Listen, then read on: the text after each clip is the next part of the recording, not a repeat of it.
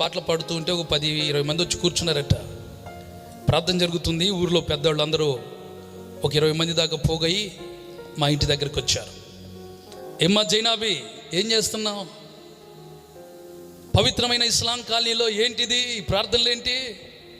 ఇదేమైనా Christian colony అనుకున్నావా అని కొంచెం ఎగతాళి చేస్తూ అసభ్యంగా మాట్లాడారు. అప్పుడు మా అమ్మగారు అంది, అన్నయ్య 7 సంవత్సరాలు నేను భయంకరమైనటువంటి రోగంలో అస్థిపంజరంలాగా మంచంలో ఉంటే నన్నెవరు పట్టించుకోలేదే. ఇప్పుడు యేసయ్య నన్ను బాగు చేశాడు. ఎండిపోయిన ఎముకల్లో నుండి జీవం పోసి నన్ను పైకి లేపాడు. ఇప్పుడు నేను యేసయ్యని నమ్ముకున్నాను.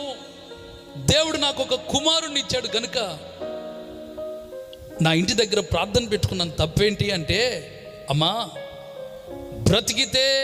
బ్రతికేదానివి, చస్తే పారేసేవాళ్ళం. కానీ పవిత్రమైన ఇస్లాం కాలనీలో ఇలాంటివి పెట్టడానికి వీల్లేదు. నువ్వు ఇక నుంచి మానుకొని చక్కగా ఉంటే సరే, లేకపోతే మిమ్మల్ని వెలేస్తాం. అప్పుడు అమ్మగారు అన్నారు, మీరు వెలేసినా ఏం చేసినా నేను మాత్రం యేసయ్యను విడిచిపెట్టేదే లేదు.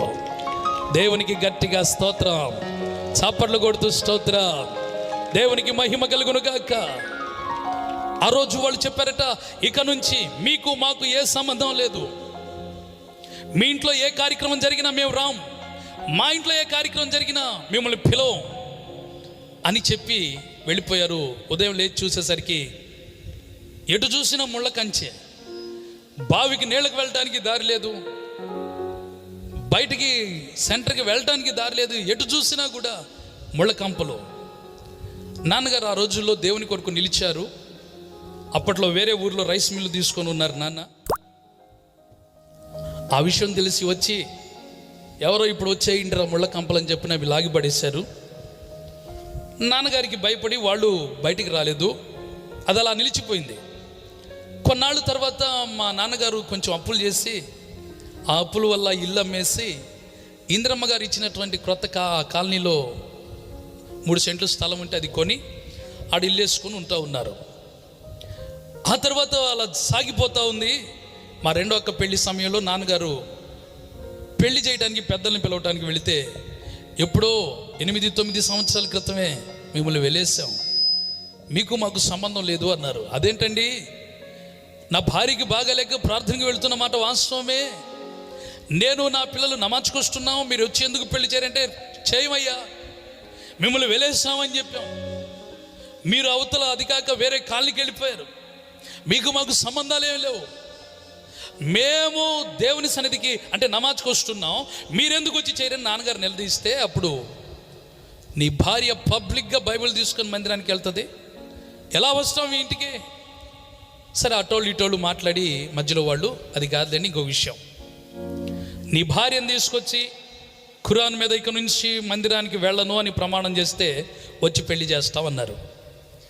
స్త్రీని దేవాలయం దగ్గరికి, మసీద్ దగ్గరికి తీసుకురాకూడదు ధర్మశాస్త్ర ప్రకారంగా. ఎందుకంటే అలా తీసుకొచ్చినప్పుడు ఎప్పుడు తీసుకొస్తారంటే, ఆమె చేయరాని తప్పు, చేయరాని వ్యభిచారం లాంటి తప్పు చేస్తే ఆమెను తీసుకొస్తారు దోషిగా నిలబెట్టి. కానీ నా భార్య ఏ తప్పు చేస్తే తీసుకురావాలి, ఎందుకు ఇక్కడికి తీసుకురమ్మంటున్నారని నాన్నగారు వాళ్ళ మీద కొంచెం రాశి అయినప్పుడు చివరికి మరి ఎవరు ప్రమాణం చేస్తారు? నేను చేస్తానన్నారు నాన్న. అలా ప్రమాణం చేసి వచ్చారు. వాళ్ళు వచ్చి పెళ్లి చేశారు. పెళ్ళైన తర్వాత నాన్న చెప్పారు, ఇక నుంచి నువ్వు చర్చికి వెళ్ళటానికి వీల్లేదు, ఇంట్లోనే ప్రార్థన చేసుకో లేదా నమాజ్ చేసుకో. అదేంటయ్యా, చావు బ్రతుకుల్లో ఉన్న నన్ను, 7 సంవత్సరాలు మంచంలో ఉన్న నన్ను యేసయ్య లేపితే ఇప్పుడు చర్చికి మానేసి నువ్వు ఇంట్లో ప్రార్థన చేసుకోమంటావు ఏంటంటే, అవును పెళ్లి సందర్భంలో అలా పరిస్థితి వచ్చింది, నేను వాళ్ళతో చెప్పాను, మాట ఇచ్చాను, ఇక వెళ్ళటం కుదరదు, ఇంట్లోనే ప్రార్థన చేసుకో లేదా నమాజ్ చేసుకో. అమ్మ ఇంట్లోనే 3 నెలలు అలాగా లోపల నలిగిపోతూ ఉంది, కన్నీళ్ళే అన్నపానాలు. ఎందుకంటే ఆమెకి దేవుడు అంటే ఎంత పిచ్చి అంటే, ఆదివారం అన్నయ్య పెళ్ళి, 1 సంవత్సరం ముందుగా అన్నయ్య పెళ్ళి జరిగింది. ఆదివారం పెట్టుకురావద్దు పెళ్ళి అంటే వాళ్ళు ఆదివారమే పెట్టుకొచ్చారు.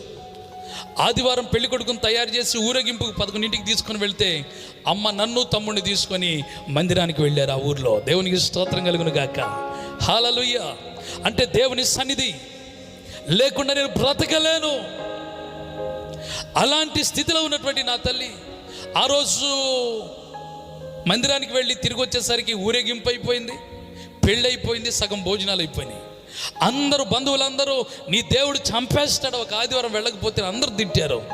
అమ్మ ఒకటే అంది, నాకు ఏదైనా యేసయ్య తర్వాతే.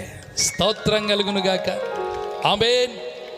ఇప్పుడు అసలు ప్రార్థనే మానేయాలి, ఇంట్లోనే ఉండాలంట. మా అమ్మగారు ఒకటే వేదన, దుఃఖం దుఃఖం దుఃఖం. అలాంటి స్థితిలో ఉన్నటువంటి నా తల్లి ఓసారి ఇలాగే ఏప్రిల్ మాసంలో మీటింగ్స్ జరుగుతున్నాయి మా ఊర్లో. ఒక బ్రాహ్మణ